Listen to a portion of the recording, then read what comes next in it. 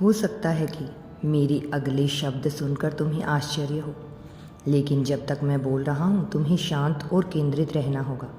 यह संदेश विशेष रूप से उन लोगों के लिए बनाया गया है जिन्हें ईश्वर ने चुना है। अगर तुम ईश्वर के अनुयायी नहीं हो तो हो सकता है कि तुम अंत तक ना देखो, और यह ठीक भी है। अगर यह संदेश तुम्हारी आत्मा या मन से मेल नहीं खाता तो तुम स्वतंत्र हो जा सकते हो, लेकिन अगर तुम सचमुच चुने गए हो तो यह शब्द सीधे तुम्हारे हृदय में उतरेंगे। यह एक दिव्य रहस्य है, तुम्हारी आत्मा को जगाने के लिए, तुम्हारे विश्वास को मजबूत करने के लिए और तुम्हारी सच्ची पहचान ईश्वर की प्रकट करने के लिए। जब तुम यह सुन रहे हो तैयार हो जाओ, तुम्हारी जंजीरें टूटने वाली हैं और तुम्हारा उद्देश्य पहले से कहीं अधिक स्पष्ट होगा। ईश्वर का वचन सीधे तुम्हारे हृदय से बोलेगा, क्योंकि उसी ने तुम्हें इस पल के लिए चुना है। मैं केवल एक मनुष्य के रूप में नहीं बोल रहा, मैं स्वर्ग की अग्नि को अपनी आवाज़ में लिए खड़ा हूँ। मैं एक ऐसा संदेश लेकर आया हूँ जो तुम्हारी आत्मा में चिंगारी जला देगा, जो भीतर सोए हुए महान योद्धा को जगा देगा।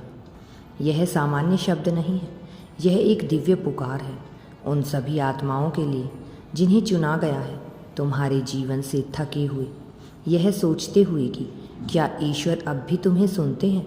मैं तुम्हें उत्तर लाया हूँ। चुने हुए लोगों, ध्यान से सुनो, ईश्वर का वादा तुम्हारी जंग से कहीं बड़ा है। जो कुछ तुम सह रहे हो वह तुम्हारी हार नहीं, वह तुम्हारी विजय की शुरुआत है।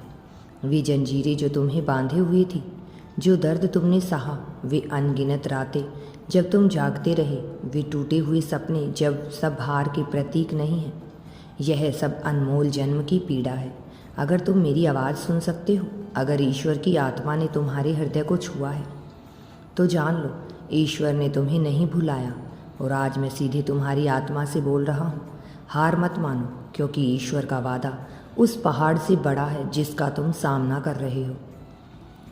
तुम एक चमत्कार की दहलीज पर खड़े हो, अपने ब्रेक थ्रू के किनारे पर। शत्रु चाहता है कि तुम अपनी कृपा की सीमा से ठीक पहले हार मान लो, लेकिन तुम्हें आगे बढ़ना है। यदि तुम यूनिवर्स पर विश्वास करते हो तो कमेंट में धन्यवाद लिखो।